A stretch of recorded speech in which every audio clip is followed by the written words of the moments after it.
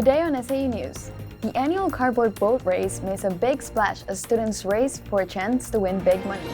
The Student Association election season has officially begun with the announcement of all 4 candidates. We'll bring you the full slate of who's who. The stories and more coming up. SAU News starts now.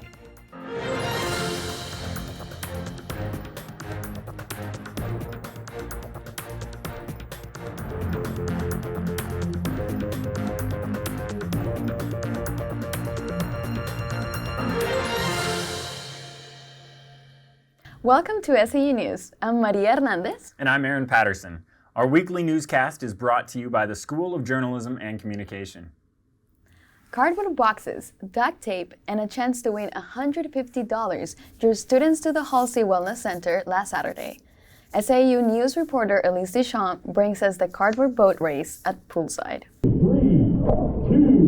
1, go! With access to only cardboard and duct tape, the 5 teams built their boats with the hopes of winning the cash prize. I'm here at Isles Gym. Everyone is getting ready to compete with their cardboard boat and duct tape boats that they are creating right now. Let's go see what techniques they're using. Maximum surface area and then minimal seams, lots of continuous cardboard, and winning. That's our strategy, winning. The technique is to give it a large area on the bottom because then our weight will be more spread out and it's more likely to float. Once the teams finished constructing their ships, 2 of the captains set the boat afloat in preparation for the launch. The host of the event, PE professor Mike Boyd, said boats sunk faster this year than any other year he has witnessed. However, that didn't keep the other teams from success. The Floating Rocks won for their fastest boat, Pebble. Travis Bailey and the rest of his team won for most laps sailed. Both teams received $150 in prize money. We came in here, we were the underdogs. No one really expected us to win. Our boat was pretty bad, but we lasted the longest and it could still float. The audience also had a chance to make some money and dove into the deep end to collect dollar coins. For SAU News, I'm Elise Deschamps. Although last year's race was canceled, the annual cardboard boat race has been a Southern tradition since the mid-2000s. We now know who is running to be next year's Student Association officers.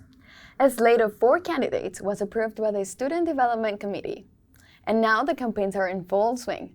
SAU News reporter Josue Vega has been following the story and joins us in the studio. Hi, Josue. Hi guys, it's a pleasure to be here. It's a pleasure to have you. I hear that several candidates are running unopposed. That's right. Actually, both candidates for SA President and Executive Vice President have no opposition. Kenneth Bautista leads the charge with his race for SA President. Bautista is a junior management major and this current year's Executive Vice President. He bases his platform on the motto, "Feel empowered, be heard," a vision that strives to make Southern a place for everyone and empower student entrepreneurs. Sophomore medical laboratory science major Tet Myint is the candidate for Executive Vice President this year. Myint's motto is service, accountability, and artistry, with his focus being on student-led charity drives, alcohol and substance abuse support, and campus artist promotion. Lily Jorgensen, a senior fine arts major, is running for social vice president.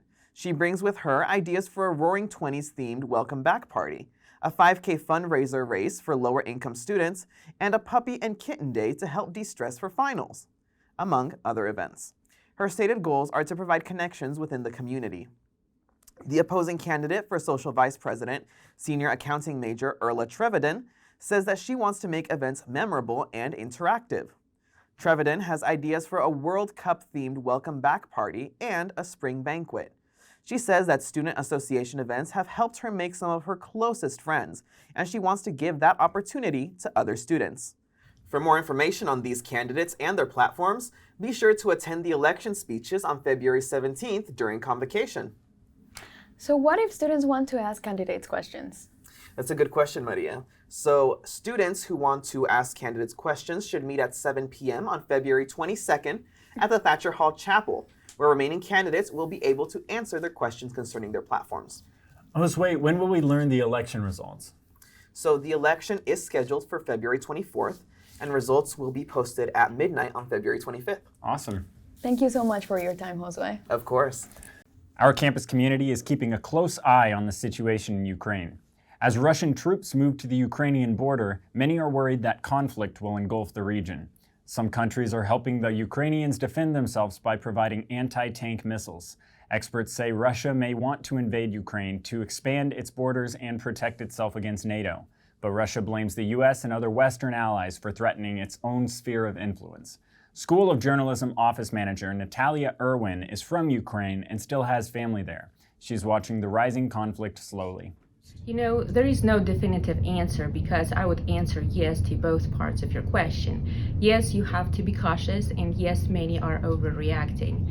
See, Ukrainians have been in war with Russian military forces for the past 8 years, and we had over 130,000 Russian troops at the border several times, so Ukrainians were puzzled about what has changed this time. And Ukrainians not playing ignorance and do get ready. Almost 70% of the male population is going to fight, but there is no national draw to military or social hysteria. More recently, Russia has begun huge war games in Belarus and on the Ukrainian border, fueling fears of an invasion. Super Bowl 56 kicks off this Sunday, with the Rams and Bengals vying to take home the glory. The excitement for America's epic showdown draws more than 100 million viewers each year. Fans share their picks for the big game in Los Angeles. I'm going for the Rams because of Matthew Stafford. I would like him to finally win a Super Bowl. The Bengals, because to see them go so far, it makes me have hope. Oh, you mean real football? Oh, let's go Argentina. Let's go. Isn't it always the Patriots? The Bengals, Joe Burr. Bengals because who's that hot player? There we go. Probably the Bengals. I don't know. I've enjoyed watching Joe Burrow. He's just an enjoyable quarterback to watch. He's got a lot of swagger. Who's playing the Super Bowl, bro? Oh, my God. I don't know. Who do y'all want? Rams. I want the Rams to win. For the Rams. Oh, it's like American rugby with like extra padding and stuff like that. It makes sense. I don't want to see Odell Beckham win a Super Bowl.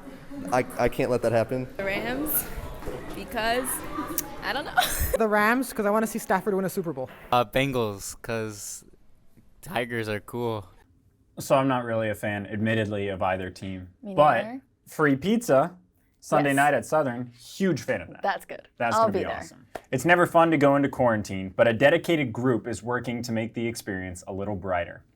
Staff and student workers in the Student Support Center are partnering with the deans to create care packages for people who are placed in quarantine. Games, snacks, and candy are delivered to all quarantine students. The packages are meant to make this difficult time a little bit brighter.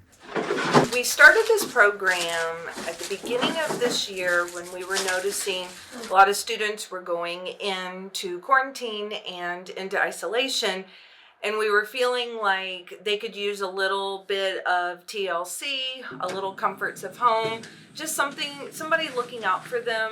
The Student Support Center will be providing care packages to everyone in isolation and quarantine for the remainder of the pandemic. This semester's Students' Week of Prayer featured speakers who combined personal anecdotes and biblical preaching. Despite the rise of COVID cases, the meetings were held nightly in the university church. Religious education major David Glenn performed a short song to go with his presentation. A QR code directed the students to an online form to share their next step with God. The SA Senate gave out free hardcover Bibles each night for those who don't already have their own personal Bible. The Office of Ministry and Missions invited 6 students to share their testimony during the week-long series. Did you end up going to Week of Prayer? I did go a couple of nights, yeah. I went Friday. It was awesome. It was really good. Awesome. A blessing. A university student charged with aggravated domestic assault had his day in Collegedale's municipal court. City Judge Kevin Wilson reduced charges against senior accounting major Christopher John-Jin Wan. Wan faced charges of aggravated assault after stabbing his roommate at an off-campus apartment in December, but Judge Wilson reduced the charge to a simple assault, a misdemeanor. According to Wan's attorney, his client promised to compensate the victim who suffered medical injuries. Wan also agreed to bi-weekly counseling. The judge said if Wan complied, his criminal record may be wiped clean. Both Wan and his attorney declined to comment on the court's decision. SonRise pageant auditions are in full swing at Collegedale Church. SonRise is a Put You There crucifixion event that brings over 10,000 people from all over the world to Collegedale, Tennessee. With COVID rampant, the last two programs were forced to cancel, leaving many people missing the community building event. The University Church has decided to proceed with SonRise Auditions for the 2022 program. Audition time slots are completely filled with talented applicants who are interested in volunteering their gifts to show guests the story of Jesus. I love SonRise because it's an interactive way of seeing Jesus' last final days in real life with actors and actresses that put this story in a really real and meaningful way. People who attend SonRise frequently may notice the times between shows being longer and the groups that go out being reduced.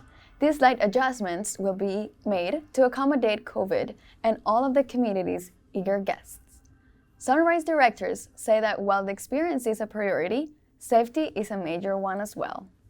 Have you ever been to SonRise? I actually have, and it's awesome, but I am a little biased because they cast me as casting director. So if the cast isn't good, you know who to blame. I'll bet it'll be good.